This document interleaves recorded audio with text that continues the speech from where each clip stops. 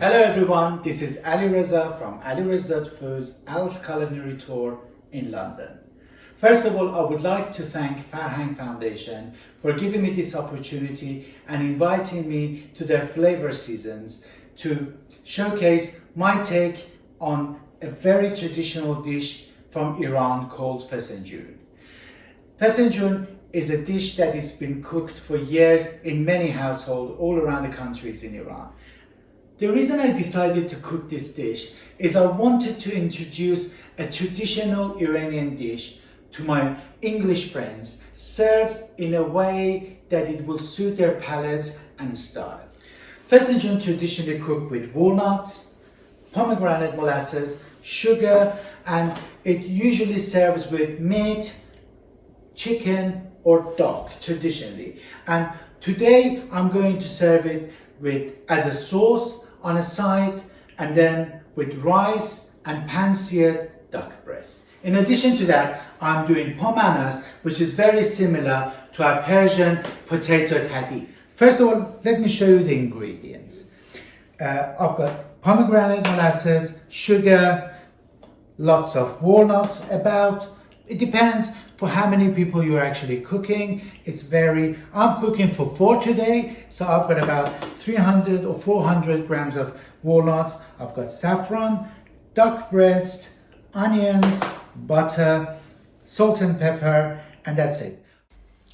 So let's start cooking. Caramelize your onion with a bit of olive oil until they're golden brown, and then grind your walnuts very finely in a blender so it will be more like a powder, as you can see in here. Once your onions are ready, add the walnuts to the pan, but don't forget you should not add any oil to it because walnuts were producing enough oil during the cooking time. Cook the walnuts with the onions for about 5 to 6 minutes and then gradually add the chicken stock. In general, people using water to cook the walnuts in, but because my meat is not going to be cooked in the sauce, I am using chicken stock instead to give it more flavor. I also add the same amount of water and let it cook for the next 45 minutes to an hour on a low heat with the lid on. So while the sauce is getting ready, I'm gonna start doing the pomiana. Melt the butter in a pan with a bit of fresh thyme and then place your thinly sliced potatoes like a flower next to each other as shown. Season the potatoes with salt and pepper and cook them on the hob for 10 to 15 minutes until they're golden brown on the top, and then place them in the oven and cook it for further 25 minutes in the oven. I'm also going to do some Persian rice on the side. Once the rice is pre-cooked, put a tea towel around the lid and then cook it on a very low heat for around 40 to 45 minutes. And of course, we are Persians and we have to have saffron rice garnish on the top. To do that, grind the saffron, add a bit of hot water to it and leave it to the side for later. By now, the walnuts should be cooked and release their oil. So start skimming the scums and the oil that's sitting on the top, and don't forget that you have to continuously stir in it. Once you're happy about cooking of the walnut, it is time to add the pomegranate molasses. I usually start by adding 3 to 4 tablespoons to it, and if it needs a bit more, I will add to it later. I know it's not in the original recipe, but I always add a tablespoon of lemon juice to it, because I personally believe that it will balance out the flavor, and it was something that my grandmother used to do. Then season your sauce with salt and pepper and add about 3 to 4 tablespoons of sugar to it. Again, depending on your taste and how sweet you want the sauce to be, you can add a little bit more to it later. Then put a lid on and cook the sauce on a very low heat until everything comes together, or as we call it in Persian, خوراکتون جا بیفته. Now my sauce is nearly ready. It has got the right color, it has got the right balance to the flavor. It is, as we call it, brown enough to be ready. The walnut is cooked down and it has produced a lot of oil to it as well, and it is quite tasty. As I said, if you want, you can, depending on your taste, if you want, you can add a little bit more pomegranate molasses or a little bit sugar to make it sweeter or sour as you like, basically. Now that the sauce is done and it's got all the richness, it is time to do the duck breast. As you can see, you need a very sharp knife to score the skins. This will help the fat to be rendered down while pan frying it.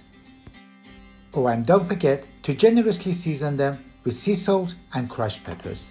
What I'm going to do, I'm going to add some, like a bouquet garnet with rosemary and thyme in my pan. As for that, you don't actually add any oil to the pan. All you have to do, you score it as I said, and then make sure my pan is hot enough. Yes, it is. I will put my duck from the skin side and then just leave it there. Duck is usually producing a lot of fat on its own, so you have to completely take the oil out as it goes. In the meantime, don't forget to keep an eye on your Fesenjoon sauce. Duck breast should be pan fried on a very high heat for 5 minutes each side.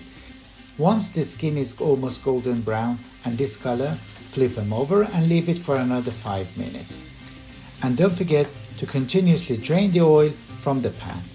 I always serve my duck medium rare, so after 5 minutes they should be almost ready. So take them off the pan and transfer them to a plate and let them rest in a preheated oven for further 10 minutes.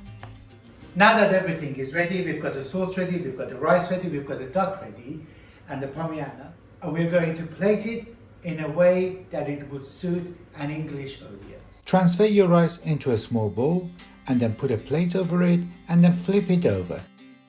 But don't pick the bowl up for the time being.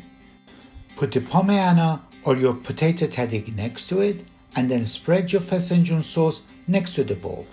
Cut your duck evenly and nicely with a knife and place them over your Fesenjoon sauce as shown. Finally, pick up the rice bowl and garnish the food and your plate by sprinkling some pomegranate seeds and placing some mint leaves around it. So this was my take on a very traditional dish called Fesenjoon. I hope you liked the video and you liked the way I served it, and it encourages you to give it a go.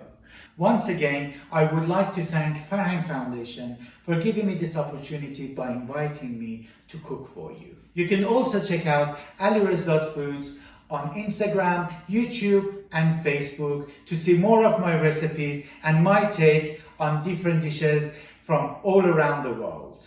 I hope that this collaboration with Farhang Foundation continues and I'll be able to cook for you very soon.